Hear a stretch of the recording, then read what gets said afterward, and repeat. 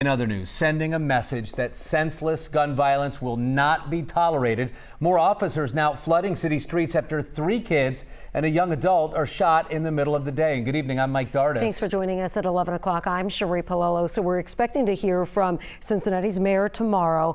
But the main concern tonight, getting those gunmen behind bars and making our streets safer for families. The drive-by shooting was caught on surveillance cameras. At least 2 people were inside the car firing the shots. Watch and listen as we play it here in real time.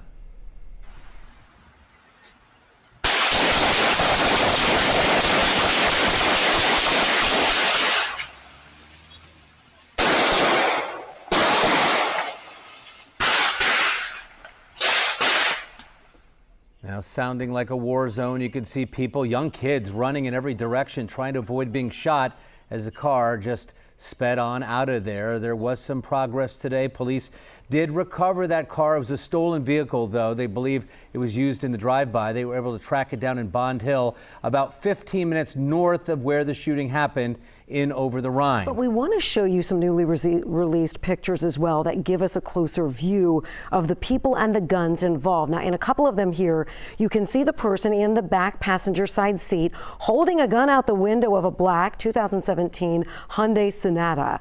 It's hard to see any of the faces here, but police are hoping maybe the release of these pictures will generate some new leads. This bold and reckless shooting has Cincinnati police now changing its tactics tonight.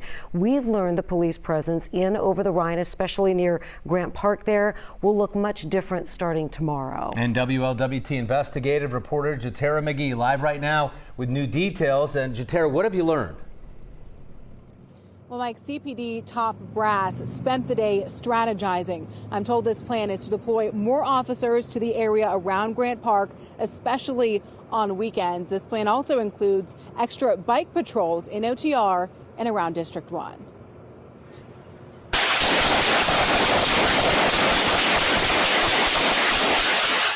Terrifying sights and sounds caught on surveillance video on McMicken Avenue Wednesday as dozens of shots were fired in seconds. The chaos left 4 people shot, including 3 kids. An additional 12-year-old boy's head grazed by a bullet.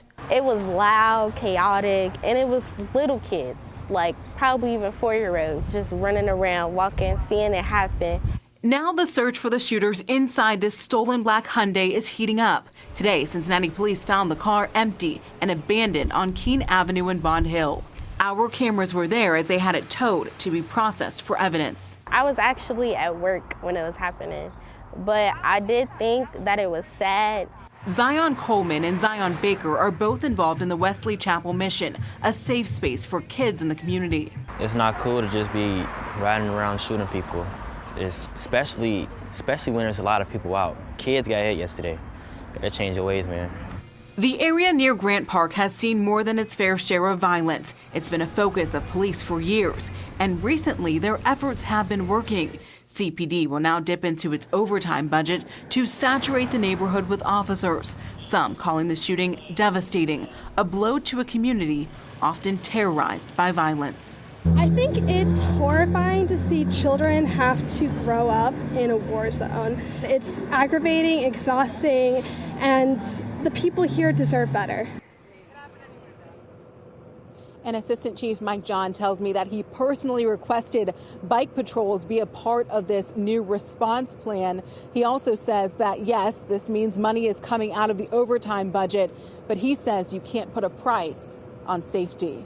We're live at police headquarters tonight. Jatera McGee, WLWT News 5. Jatera, some people in that area asking for foot patrols. Is that part of the plan?